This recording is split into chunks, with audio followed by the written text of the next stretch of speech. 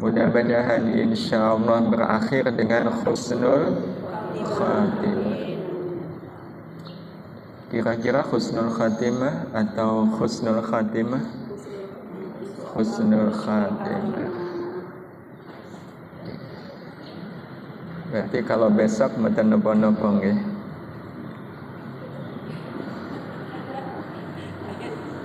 Pertanyaan yang susah dijawab nggih. Sakersa Gusti Allah. Mau kapan saja. Ibu-ibu yang dirahmati Allah, di antara 6 rukun iman yang harus kita imani nggih menika iman dumateng hari akhir. Ya, kita ingin bahas tentang iman kepada hari akhir. Jadi imannya itu kepada hari akhir, seperti yang memang disebutkan oleh Nabi Sallallahu Alaihi Wasallam ketika beliau ditanya oleh malaikat Jibril apa itu iman. Nah, Rasul mengendikan antu'mina billahi wa malaikatihi wa kutubihi wa rusulihi wal yaumil akhir. Jadi kita wajib iman akan adanya hari akhir. Hari akhir itu bukan hari kiamat saja. Jadi hari akhir itu bukan sama dengan hari kiamat, bukan. Hari kiamat itu menjadi awal dari hari akhir. Jadi hari akhir itu diawali, ditandai dengan datangnya kiamat. Menika awal hari akhir menika terjadinya kiamat. Sampai kapan? Sampai hari akhir itu akan berakhir sampai ahli surga masuk ke dalam surga, ahli neraka masuk ke dalam neraka. Nah, itu baru hari akhir selesai. Jadi yang memang jatahnya masuk surga sudah masuk ke dalam surga, yang harusnya masuk neraka ya masuk neraka. Dimana kalau orang sudah di surga, insya Allah selama-lamanya. Yang memang jatahnya di neraka ya bisa selama-lamanya, meskipun ada yang di neraka itu tidak selama-lamanya. Tapi rentang waktunya antara kiamat dengan masuk surga atau masuk neraka. Nah, itu waktunya berapa lama? Waktunya nanti tergantung orangnya, Ibu. Jadi hari akhir itu ditentukan oleh orangnya. Jadi sama dengan hari dunia. Sekarang kan kita sedang menjalani hari dunia. Kalau hari dunia ada awalnya, yaitu lahir. Ada akhirnya. Nah, akhirnya apa, Ibu? Mati. Nah, yang menentukan siapa, Ibu, dari lahir sampai mati? Allah. Ya, berapa tahunnya kita hidup di dunia itu terserah Allah. Ada yang oleh Allah dikasih umur pendek, tapi ada juga yang oleh Allah dikasih umur panjang. Nah, tapi nanti di yaumil akhir, di hari akhir, berapa lama orang menjalani hari akhir itu bergantung amalnya waktu hidup di dunia. Bergantung amalnya waktu hidup di dunia. Jadi kalau hidup di dunianya menjadi mukmin yang salih, begitu Imam An-Nawawi menyebut, seperti yang beliau dapatkan keterangannya dari Imam Suhaimi di kitab Kasyifatus Saja. Jadi orang kalau mukmin salih itu yaumul akhirnya, kata Imam An-Nawawi, itu bisa jadi akhaffu minas sholatil maktubah, lebih ringan dari kita melakukan sholat fardu. Jadi yaumul akhirnya hanya berlangsung lebih ringan, lebih cepat dari sholat fardu. Padahal kita kalau sholat fardu selama-lamanya berapa menit, Ibu? Tadi pagi sholat subuh Ibu berapa menit?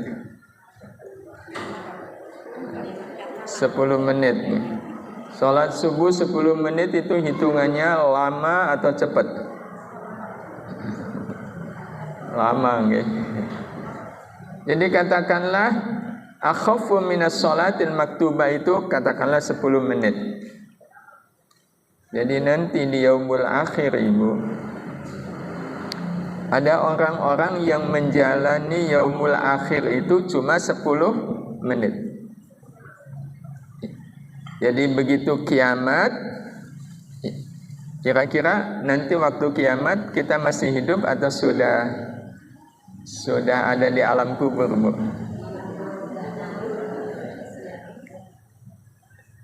Di alam kubur. Okay. Kita tidak boleh berharap panjangkan umur sampai saya ketemu kiamat, Bu. Jangan gitu. Soalnya penasaran kayak apa kiamat. Ya. Kenapa jangan berharap ketemu kiamat? Sebab kata Nabi, yang menjumpai hari kiamat itu hanyalah orang yang di hatinya tidak ada iman. Itu yang menemui terjadinya kiamat.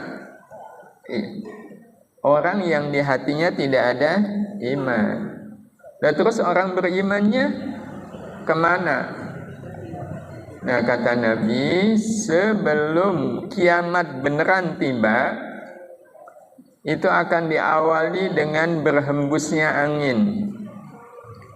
Di mana angin ini kalau mengenai orang yang di hatinya ada iman, orang ini akan meninggal. Bukan karena anginnya beracun, bukan.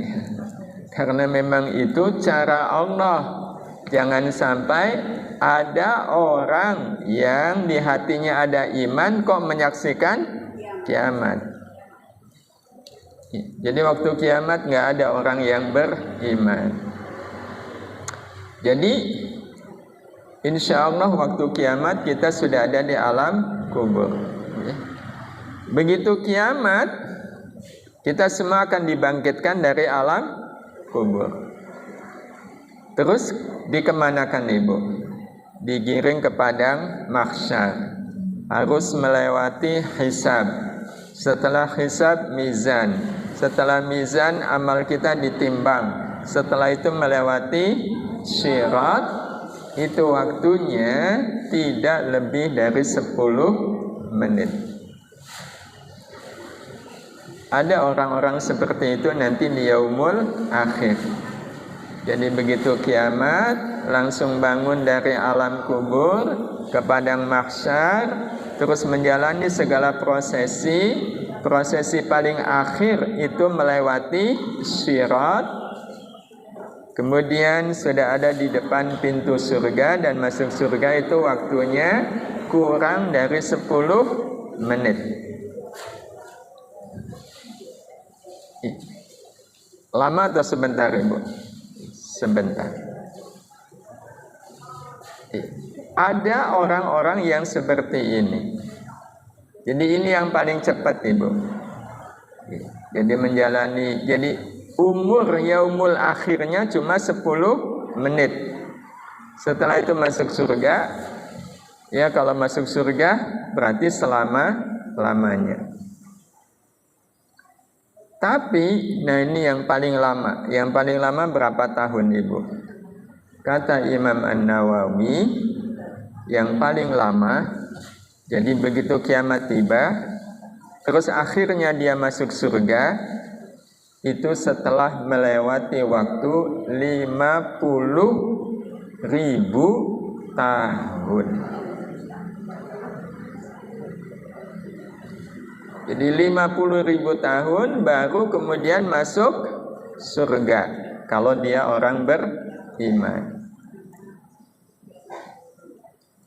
50.000 tahun lama atau sebentar? Ibu sudah berapa lama hidup di dunia? 70 tahun. Dah lama atau sebentar? Itu nanti ada orang-orang yang menjalani yaumul akhirnya sampai 50.000 tahun. Kok lama? Lamanya di mana? Ya di semua fase sebelum akhirnya masuk surga. Kan ada fase dibangkitkan. Dibangkitkan dari alam kubur, dikumpulkan di padang mahsyar. Itu kalau orangnya, ya walaupun dia beriman tapi banyak dosa, banyak maksiat, itu jalan dari kubur menuju padang mahsyar saja, itu bisa lama Ibu. Nah kalau ini tergantung amal masing-masing. Jadi kalau dia banyak maksiatnya, ya itu yang membuat lama. Kalau satu riwayat menyebutkan Ibu, salah satunya tentang orang melewati sirat. Melewati sirat. Sirat itu kan jembatan yang terbentang, yang menghubungkan kita dengan surga. Tapi di bawah jembatan itu wonten apa Ibu? Neraka. Kalau satu riwayat mengatakan ada orang yang melewati sirat itu dengan cara merangkak. Dengan cara merangkak. Kenapa sampai merangkak? Mungkin karena memikul dosa yang sangat banyak. Harusnya orang ini nggak selamat. Tapi sangat mungkin ada orang yang melewati sirat itu dengan cara merangkak. Terus berapa lama untuk akhirnya sampai ke surga? Kalau ada orang yang melewati sirat dengan cara merangkak, kalaupun dia selamat, tidak mampir, tidak nyemplung ke neraka, itu butuh waktu 15.000 tahun.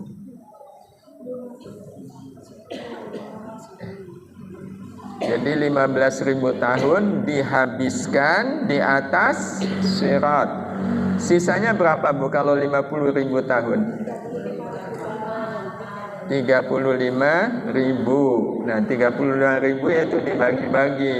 Di padang mahsyarnya berapa? Kan di padang mahsyar antri hisab. Bisa jadi hisabnya lama, bertahun-tahun, bahkan bisa puluhan tahun. Jadi yang paling cepat sekitar tadi 10 menit, bisa lebih kurang. Yang paling lama 50.000 tahun. Nah itu tergantung amal. Jadi ada yang 30.000 tahun, ada yang 20.000 tahun, ada yang 1 tahun. Nah kalau ini yang menentukan adalah amal kita masing-masing. Amal kita masing-masing. Tapi kalau kita insya Allah masuk surga enggak Ibu?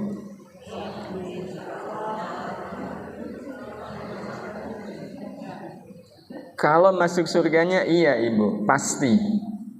Karena kita orang yang beriman. Iya. Nah itu dia. Nah, orang yang beriman, kalau orang kafir kan pasti masuk neraka selama-lamanya. Nah, kalau seperti kita, orang yang beriman, dijamin masuk surga. Tapi nanti ada 3 pilihan. Okay. Ada 3 pilihan. Terserah ibu mau pilih yang mana. Pilihan yang pertama, masuk surga tanpa hisab. Okay. Masuk surga tanpa hisab. Nah, yang masuk surga tanpa hisab ini bisa jadi tadi 10 menit.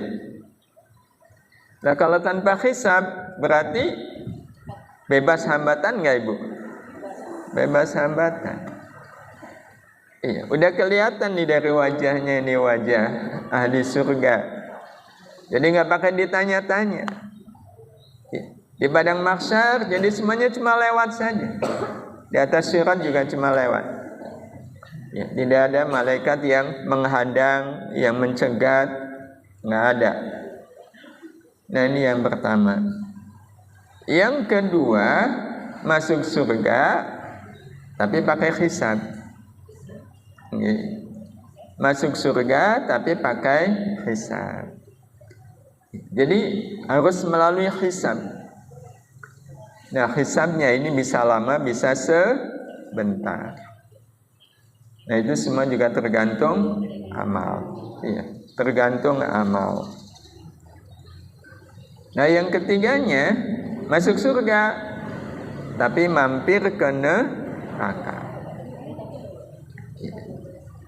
Jadi mampir ke neraka. Kalau yang kedua, itu hisab, tapi enggak mampir ke neraka, enggak. Tapi harus melewati hisab. Tapi nggak sampai masuk neraka itu enggak.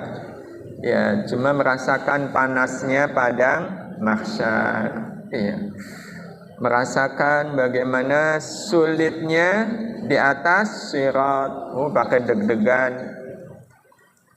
Tapi ya selamat, tidak sampai nyemplung. Nah, yang ketiga, nyemplung dulu. Nyemplungnya berapa lama? Tergantung amal. Ibu pilih yang mana? Pilih yang pertama. Kalau pilih yang pertama, syaratnya sudah terpenuhi belum? Ada syarat minimal, ibu. Ya, ada syarat minimal. Jadi kalau dari syarat ini, itu nanti akan ketahuan. Ini kira-kira masuk yang pertama, kedua, atau ketiga. Tahunya dari mana? Ibu-ibu yang dirahmati Allah, besok yang kelak pasti akan masuk surga itu orang yang beriman atau orang kafir? Beriman. Surga itu hanya untuk orang yang beriman. Nah, cuma walaupun iman tetap masuk satu di antara 3 pilihan tadi. Tanpa hisab, dengan hisab tapi nggak mampir ke neraka, atau hisab kemudian mampir ke neraka. Itu nanti sangat bergantung pada keberadaan iman. Nah, ini ada kaitan dengan apa yang kita sampaikan pada pertemuan bulan yang lalu. Masih ingat ibu? Aduh, sayangnya hari ini nggak ujian ya. Lain waktu saya langsung ujian. Iya, alhamdulillah ya. Jadi kalau ibu lupa juga saya jadi ringan. Ngulang ya. Bulan lalu tentang apa? Iya. Ada kaitan dengan iman, ibu? Ada.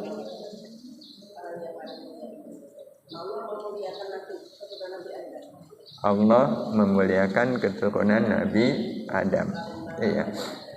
Iya, dengan karomah. Itu bulan lalu atau bulan lalunya lagi, ibu? September. Bulan lalu berarti Oktober. Iya. Kalau itu saya ingat Bu September, tapi kalau Oktober bukan itu. Ayo yang hadir. Baik. Amal jasmani, amal rohani. Ya, baik. Nanti dapat nilai A ini Ibu. Baik, jadi ini melengkapi ya, apa yang kita sampaikan pada pertemuan yang lalu. Tapi kalau pertemuan yang lalu nggak hadir ya insya Allah tetap nyambung. Jadi apakah orang beriman itu masuk surganya tanpa hisab atau pakai hisab atau mampir dulu ke neraka? Itu bergantung keberadaan iman. Keberadaan iman di dalam diri kita, yakni iman kita berada di mana. Nah itu nanti penentunya Ibu. Kita semua alhamdulillah beriman. Cuma iman kita ada di mana Ibu? Ada orang yang imannya di akal, ada orang yang imannya di hati, dan ada orang yang imannya di dalam jiwa. Nah itu yang nanti akan menentukan Ibu. Orang kalau imannya sudah di dalam jiwa, insya Allah masuk surganya tanpa hisab. Kalau imannya sudah ada di dalam jiwa. Kalau di dalam hati itu dia akan masuk surga tapi dengan hisab. Nah yang imannya ada di akal, ini yang nanti akan masuk surga tapi mampir dulu ke neraka. Jadi tergantung keberadaan iman. Kira-kira kan kita beriman sejak lahir, nggih? Leres Ibu? Kira-kira kita menyimpan imannya di mana? Di jiwa. Sudah ditengok, Bu? Insya Allah.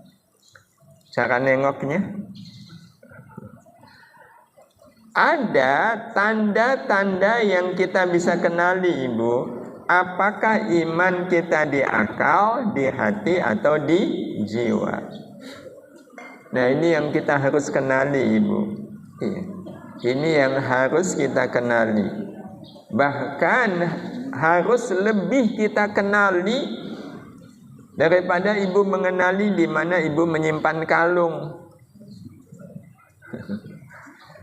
Kan nyimpan kalung bisa di mana-mana. Itu harus ingat enggak, Bu? Harus. Kalau enggak ingat pas butuh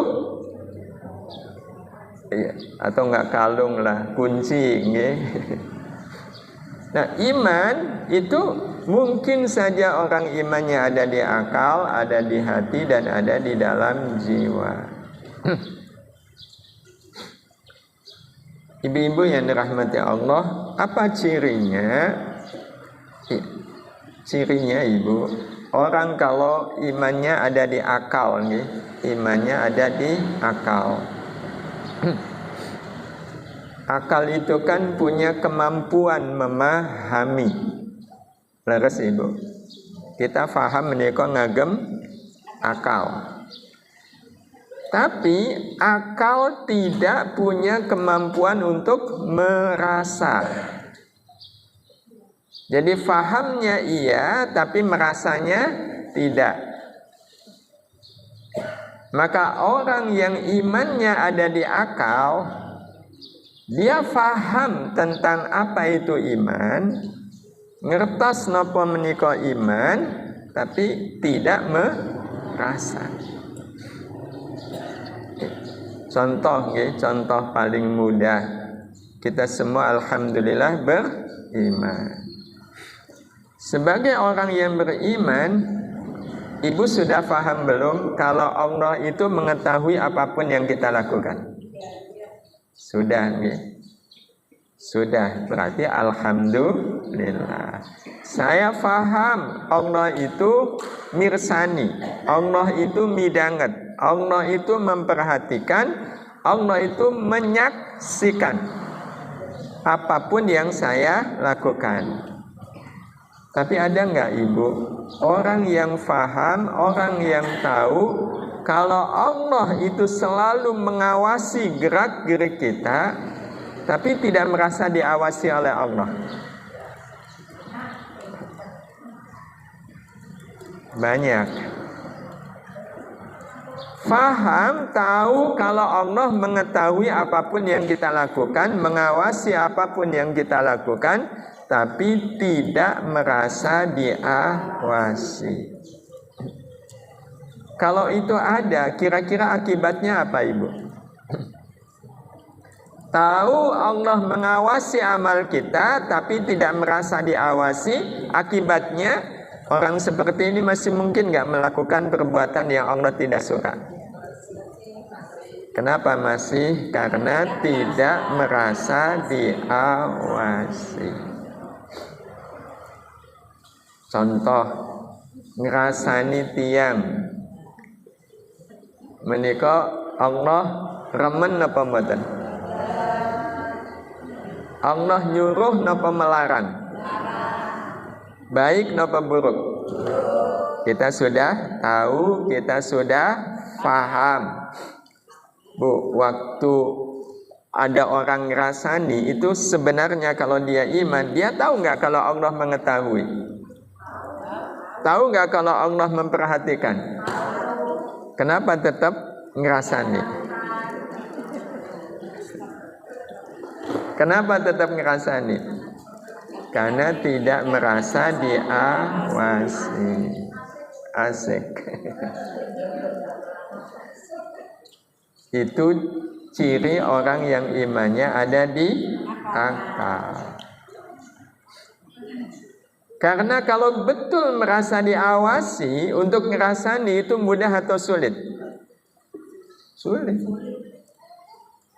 Seperti anak-anak kita yang masih sekolah, mau nyontek tapi merasa diawasi. Merasa diawasi. Itu langsung nyontek atau mikir?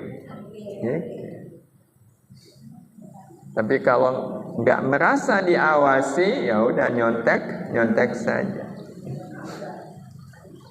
Itu isyarat tanda bahwa iman seseorang ada di akal. Ibu-ibu yang dirahmati Allah, sebagai orang yang beriman, Ibu sampun pirsa napa dereng menawi semua yang ada di alam semesta ini kagunganipun Gusti Allah. Sudah tahu Ibu? Sudah paham? Berarti rumah Ibu milik siapa? Allah. Kalau Ibu kagungan mobil, mobilnya milik Allah. Ibu punya motor milik Allah, betul? Betul. Tapi rasanya motor Ibu milik siapa?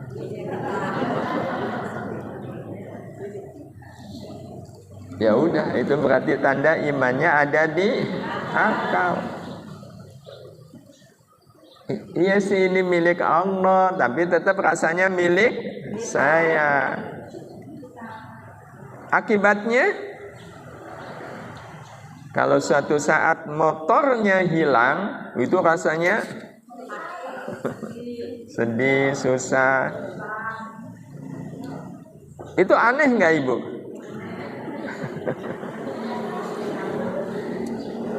Itu karena imannya cuma di akal. Ya, nah rasanya motor ini milik saya. Padahal kalau rasanya motor ini juga milik Allah, waktu motor hilang, kita matur dumateng Gusti Allah. Innalillah itu artinya apa Ibu? Innalillah itu kan sama dengan kita mengatakan moten nopo-nopo Gusti, moten nopo-nopo. Motor menika kagunganipun panjenengan. Ical nggih menika kersanipun panjenengan. Nggih sak kersa panjenengan Gusti.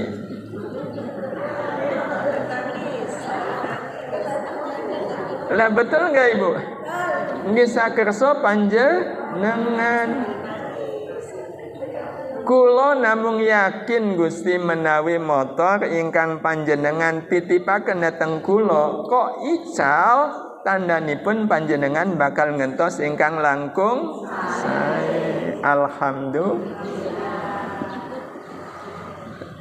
Ada orang yang kehilangan motor seperti tadi.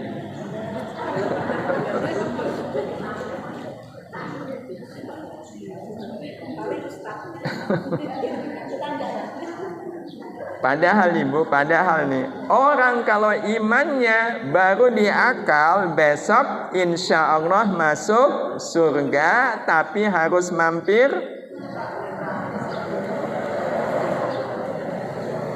turun.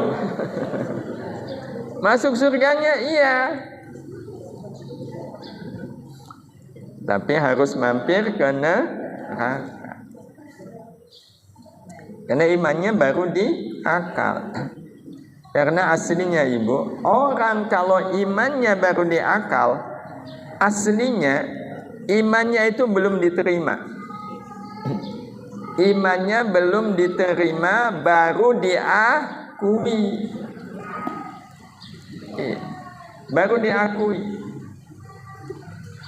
Iman yang diterima adalah iman yang sudah ada di dalam hati. Ibu bisa lihat di surat Al-Hujurat, ayat ke-14. Jadi waktu itu Rasulullah didatangi sekumpulan orang Arab, ibu. Orang-orang Arab ini Allah menyebut di surat tadi dengan sebutan Al-A'rab. Orang-orang Arab ini matur dumateng Nabi Muhammad. Nah maturnya qalatil a'rabu amanna. Jadi maturnya itu amanna, kami beriman. Belum lagi Rasul merespon, turun malaikat Jibril yang menyuruh Rasul menyampaikan kepada mereka, orang-orang Arab yang baru saja mengatakan amanna. Rasul diperintah oleh Allah melalui malaikat Jibril, qul, katakan olehmu wahai Muhammad, lam tu'minu, kalian ini belum beriman. Padahal mereka mengatakan kami beriman. Tetapi Allah menyuruh Rasulullah untuk mengatakan enggak, kalian ini belum beriman. Nah Allah kemudian meluruskan, kalian jangan mengatakan amanna, walakin qulu aslamna. Kalian harusnya mengatakan kami ini Islam. Jadi Islam. Terus kenapa imannya tidak diterima? Nah alasan Allah lanjutannya, walamma yadkhulil imanu fi qulubikum. Karena iman belum masuk ke dalam hati kalian. Iman belum masuk ke dalam hati kalian. Berarti kalau Islamnya, kalau imannya di akal, berarti sudah iman atau baru Islam? Baru Islam. Tapi Allah mengakui, tapi belum menerima. Nah kalau sudah mengakui tapi belum diterima, sudah diakui tapi belum diterima, itu kira-kira proses masuk surganya lama atau sebentar? Lama. Karena baru diakui, belum diterima. Ibu-ibu yang dirahmati Allah, berarti iman di akal sudah cukup? Belum, kecuali bagi yang pengen mampir. Tapi siapa orang yang neraka itu ya Allah? Jangankan sehari, sedetik saja udah luar biasa. Kata Nabi, seringan-ringannya siksa neraka. Seringan-ringannya siksa neraka, kata Nabi, ada orang yang dipakaikan sendal dari api. Jadi ada sendal tapi terbuat dari api, dipakaikan ke orang yang ada di neraka. Akibatnya apa? Akibatnya tentu kaki, ya, panasnya itu menjalar ke kaki, naik ke atas sampai ke kepala. Itu sudah cukup membuat otak isi kepala mendidih. Jadi pada akhirnya memang belum cukup kalau iman itu hanya di akal. Berarti harus dinaikkan ke hati. Nah, orang yang imannya di hati, hati itu kan punya kemampuan merasa.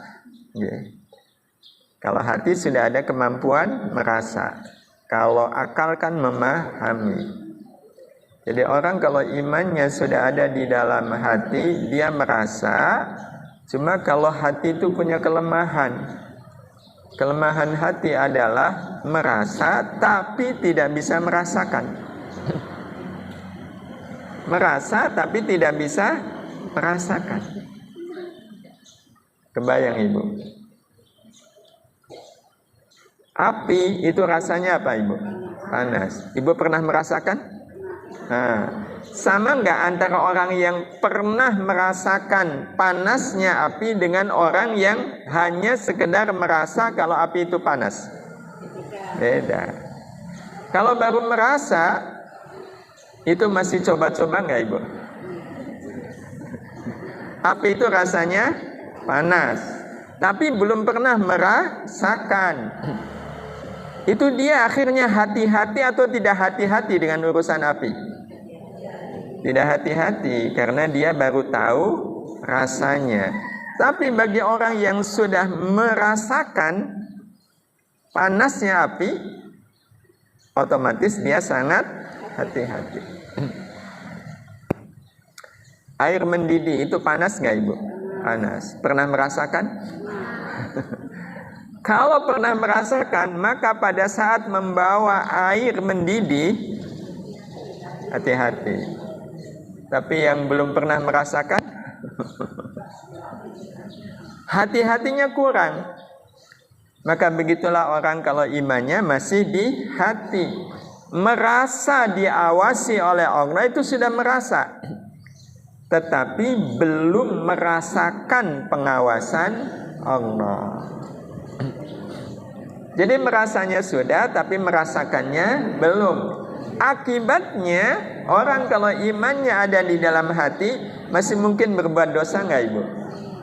Masih. Karena belum merasakan.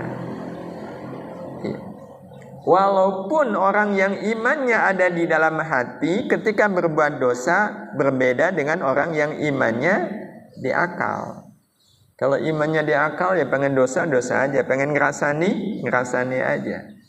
Tapi kalau orang yang imannya ada di dalam hati, itu waktu mau ngerasani, ya ada mikir-mikirnya juga, kan Allah tahu.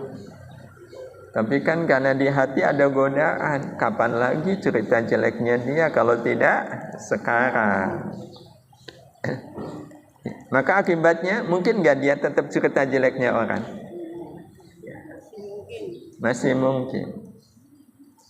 Walaupun tidak seperti orang yang imannya ada di dalam akal. Berarti kalau iman di hati masih ada peluang orang berbuat dosa, iman di hati itu sudah cukup belum Ibu? Belum. Sebenarnya aslinya itu sudah cukup Ibu. Cuma, nah ini cumanya. Orang kalau imannya ada di hati, itu masih mungkin imannya turun ke akal.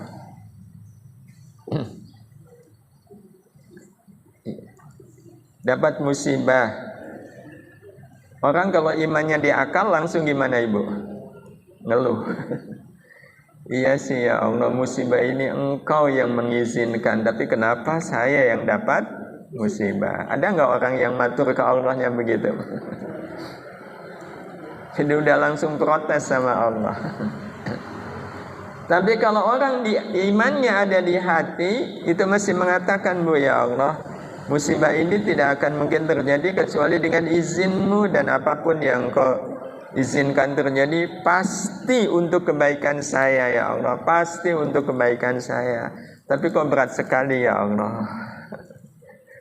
Ada kata tapi kok berat sekali ya Allah. Yang kalau musibahnya tidak kunjung selesai, itu bisa jadi akan menyampaikan kepada Allah, ya Allah, sampai kapan musibah ini menimpa saya? Saya sudah nggak kuat ya Allah. Wah, itu kalau lama-kelamaan bisa jebol, Bu. Kenapa engkau tidak cabut musibah ini ya Allah? Apa susahnya engkau mengambil musibah? Bukankah engkau maha kuasa ya Allah? Kalau betul engkau maha kuasa, tunjukkan kekuasaanmu. Nah, kalau bahasanya begitu berarti imannya masih di hati atau sudah pindah ke akal? Akal. Jadi orang kalau imannya walaupun sudah di hati masih mungkin turun ke akal. Maka Ibu pernah dengar kalau iman bisa naik turun? Pernah Ibu? Selama ini Ibu ketika diberitahu iman itu bisa naik turun, naiknya kemana, turunnya kemana? Ini kan hari ini, yang kemarin-kemarin Bu, waktu belum dapat.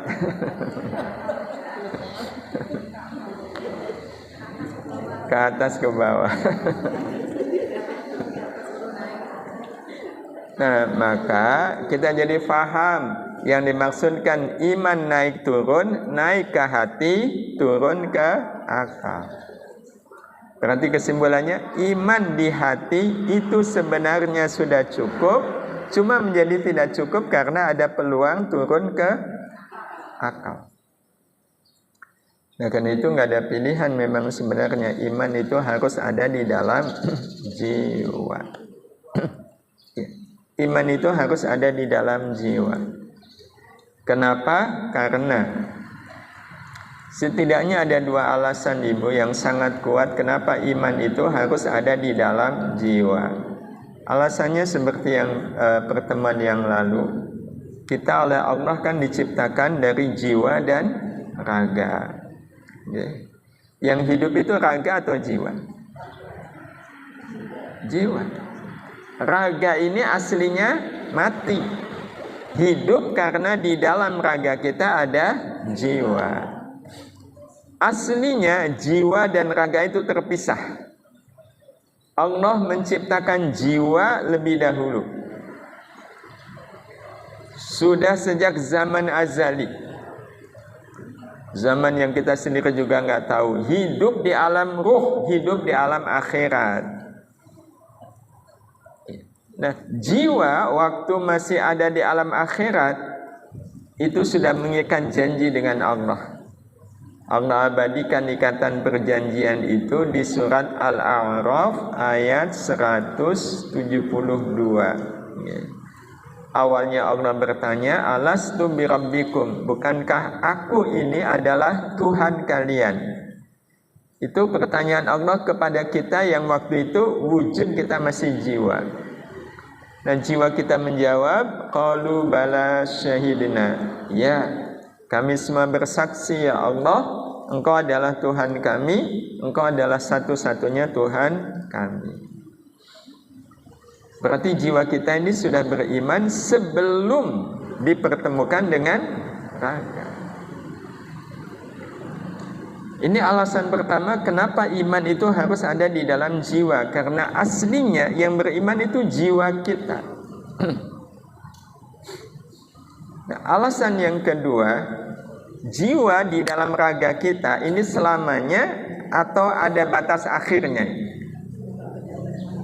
Ada batas akhirnya. Ya. Itu yang disebut dengan ajal. Ketika ajal itu datang, maka yang terjadi, jiwa akan keluar dari raga. Begitu jiwa keluar dari raga, otomatis raga akan mati. Jiwanya masih hidup. Nah, jiwa yang hidup ini terus kemana Ibu? Kembali ke asal. Kembali ke Allah, kembali ke akhirat. Nah, pertanyaannya Ibu, ketika besok kita meninggal, pulang kembali ke akhirat, Kita pengennya meninggal, pulang bawa apa? Membawa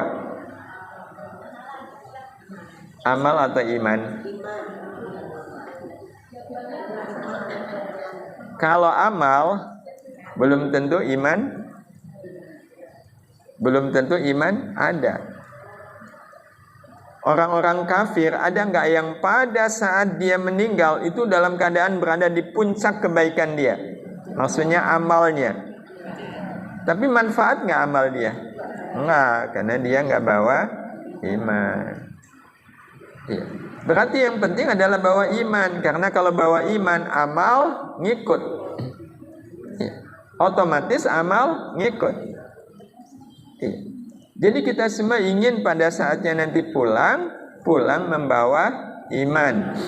Karena nanti pada saat kita dikubur saja, ditanya oleh malaikat mungkar dan nakir, itu pertanyaan malaikat mungkar dan nakir, pertanyaan seputar amal atau iman?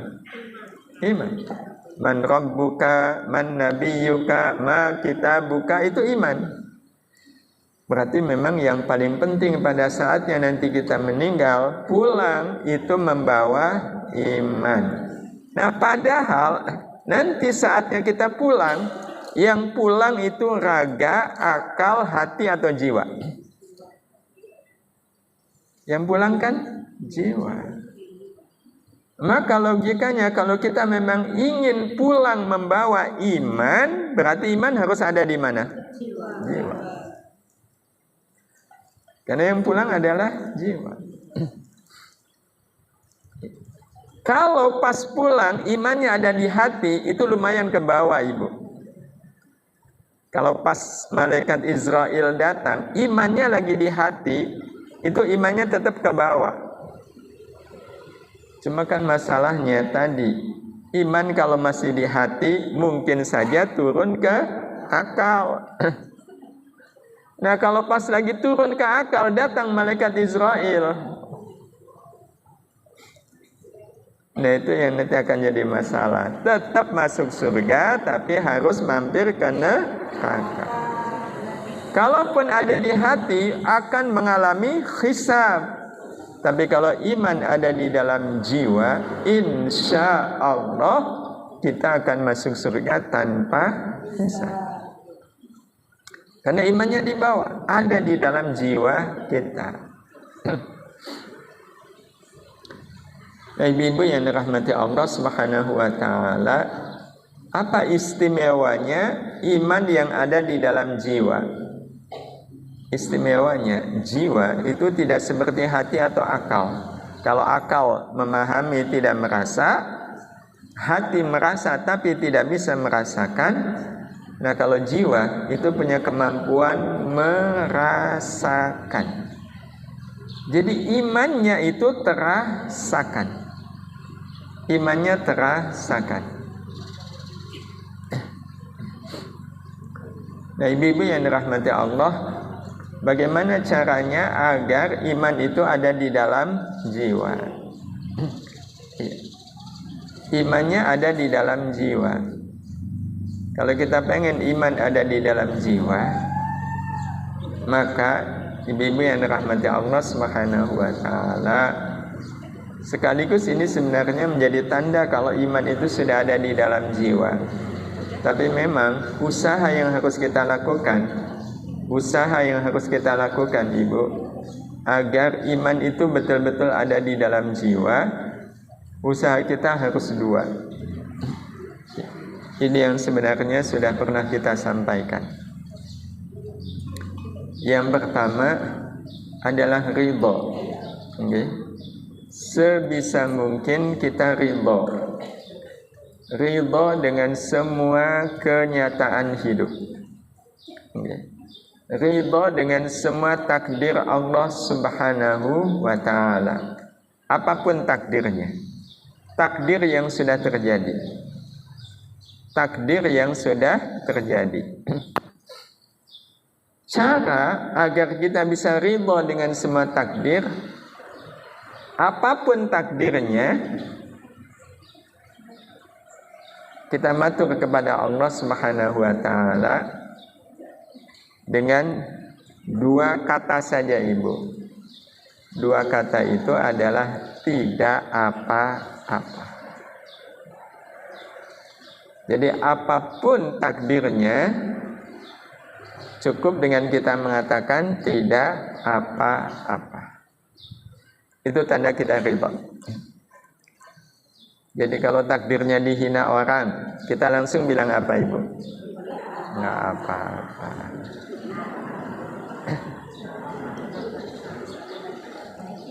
Itu caranya ibu.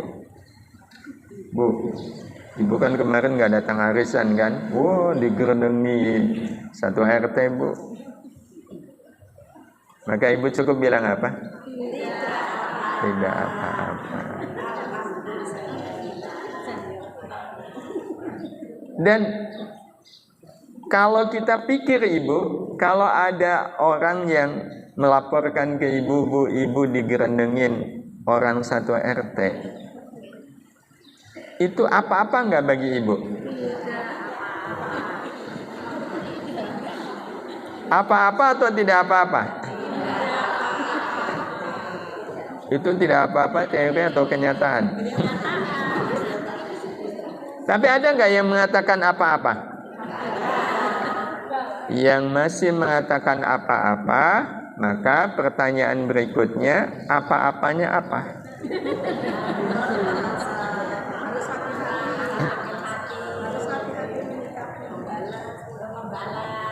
Membalas.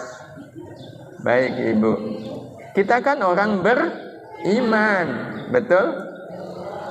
Kalau kita ingat bahwa kita adalah orang beriman, kalau kita dihina orang, maka pilihannya mana ibu? Membalas, membenci atau memaafkan? Ya udah.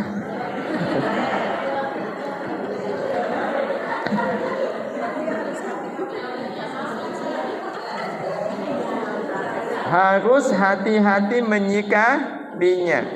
Apanya yang harus hati-hati ibu?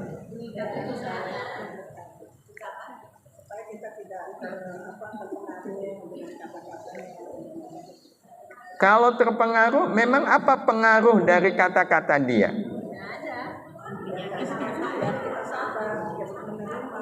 Baik ibu. Kalau ada orang yang menghina,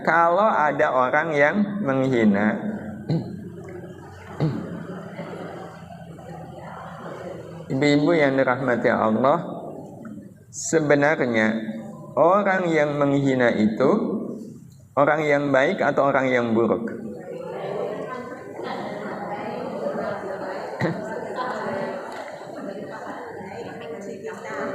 Sebenarnya ibu, dalam hidup kita ini ada nggak manusia yang buruk?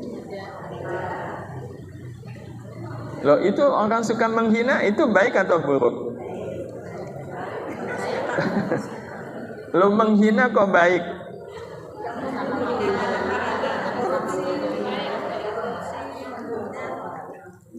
Ibu-ibu yang dirahmati Allah, orang buruk itu nggak ada. Iya, orang buruk itu nggak ada. Sebagaimana orang baik juga nggak ada. Kalaupun ada orang buruk, itu yang buruk orangnya atau perbuatannya? Kan yang buruk perbuatannya, bukan orangnya. Berarti kalau begitu, kalaulah kita benci, yang kita benci perbuatannya,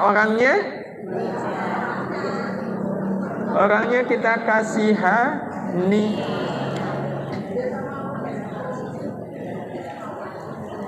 Betul ibu? Perbuatannya kita benci, orangnya kita kasihani. Saged ibu.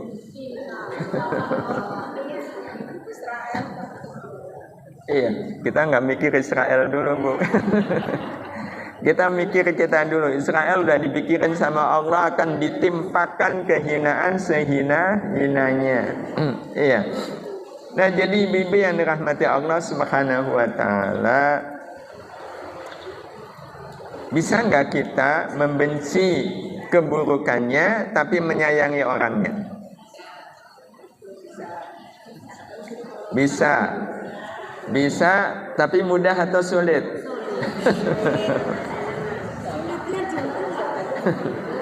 Sulitnya di mana? Bu, kalau sekarang saya analogikan, ada piring Ibu, piring bagus, mahal, tapi isinya nasi yang sudah basi. Ibu apakan? Yang dibuang apanya? Terus piringnya? Loh, berarti piringnya dieman-eman. Piringnya dieman-eman. Berarti yang dibuang nasinya, piringnya dibersihkan. Berarti kalau ada orang buruk, yang buruk apanya? Perbuatannya. Nasinya. Perbuatan kan nasinya. Berarti yang dibuang apanya? Perbuatannya. Orangnya? Ya orangnya dieman-eman. Orangnya dibersihkan. Iya, orangnya dibersihkan. Betul begitu Ibu? Ya, betul. Jadi harus dipisahkan. Iya, harus dipisahkan. Nah, karena itu ibu-ibu yang dirahmati Allah Subhanahu wa taala, kalau ada orang yang menghina kita, maka kita menyampaikan apa kepada beliau? Kita akan menyampaikan kepada beliau, kan beliau seperti piring mahal. Betul? Iya, beliau ini seperti piring yang mahal, piring yang bagus, tapi perbuatannya menjelekkan dirinya. Iya, maka yang kita katakan kepada beliau, Ibu, saya tahu Ibu ini orang yang baik sekali. Iya, orang yang baik sekali. Saya tahu Ibu ini baik sekali. Betul Ibu, Ibu ini baik sekali. Tapi kenapa orang sebaik Ibu kok mengucapkan kata-kata yang penuh dengan penghinaan? Itu beliau akan tersinggung nggak kalau kita menyampaikannya begitu? Tersinggung? Loh kan kita mengatakan Ibu ini orang baik Bu. Ibu ini orang yang baik sekali. Tapi kenapa? Orang sebaik Ibu kau melakukan perbuatan yang tidak sesuai dengan baiknya Ibu. Bu, kalau seandainya ada nasi basi terus di daun yang sudah layu, itu yang dibuang apanya Ibu? Kan semua ini. Karena sebenarnya tidak ada orang yang jelek, semua orang itu baik. Yang buruk adalah perbuatan. Jadi kenapa Ibu melakukan perbuatan yang tidak sesuai dengan kebaikan Ibu? Andai saja Ibu tidak menghina, tentu Ibu adalah orang yang sangat menghormati Ibu. Jadi intinya Ibu, kalau kita ingin iman itu ada di dalam jiwa kita, intinya yang pertama adalah kita harus ridha dengan semua kenyataan hidup. Apapun kenyataan hidup yang mengenai kita, kita terima dengan ridha. Dan ridha itu cukup dengan kita mengatakan tidak apa-apa. Nah yang kedua, kalau kita pengen iman itu ada di dalam jiwa, adalah kita ikhlas di dalam melakukan semua amal. Ikhlas di dalam melakukan semua amal. Jadi apapun amalnya kita lakukan dengan ikhlas. Ikhlas itu berarti hanya mengharapkan pahala dari Allah. Ikhlas itu hanya mengharapkan pahala dari Allah. Cukup pahala itu dari Allah. Cukup pahala itu dari Allah. Jadi kalau takdir dihadapi dengan ridha, nah kalau amal dihadapi dengan ikhlas. Nah, ridha itu sebenarnya letaknya ada di mana, Ibu? Di dalam pikiran. Di dalam pikiran. Nah, sekaligus ini menjadi tanda kalau iman kita ada di dalam jiwa. Kita berpikir itu betul-betul pakai iman. Orang kalau berpikir pakai iman, pikirannya pasti jernih. Pikirannya pasti jernih. Nah, orang yang pikirannya jernih, nah ini yang akan membuat kita bisa ridho. Gimana sih caranya kita bisa ridho? Caranya sederhana, Ibu. Apapun kejadiannya, jangan lihat kejadiannya, tapi lihatlah apa yang ada di balik kejadian. Jadi seperti kaca. Iya. Pikiran itu seperti kaca. Iya. Pikiran kita sekali lagi seperti kaca. Jadi kalau kita lihat jendela yang kacanya jernih, ya, kacanya bersih, terus kita lihat ke arah jendela, itu kita ngelihat apa, Ibu? Di balik jendela itu ada taman bunga. Maka waktu kita ngelihat ke arah jendela, kita melihat apa? Taman bunga. Jendelanya kelihatan nggak? Enggak. Padahal aslinya kan harusnya saya melihat jendela, di balik jendela ada taman bunga. Tapi jendelanya nggak disebut. Kenapa? Karena kacanya jernih. Ya, kacanya jernih. Nah, pikiran juga sama. Ya, pikiran juga sama.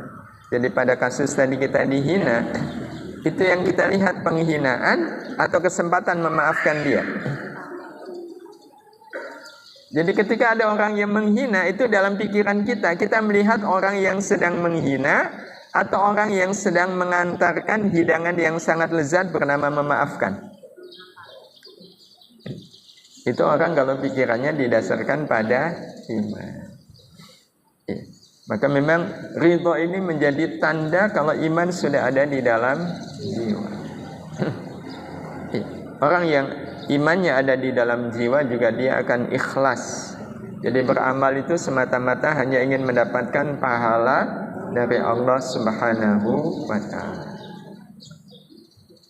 Wallahu a'lam. Ini Ibu yang bisa kita sampaikan. Mudah-mudahan dengan dua cara tadi, ridha dan ikhlas, pelan-pelan iman kita masuk ke dalam jiwa sehingga kita bisa istiqomah di dalam iman. Allahumma amin. Mungkin ada tanggapan dari Ibu sebelum kita tutup dengan doa.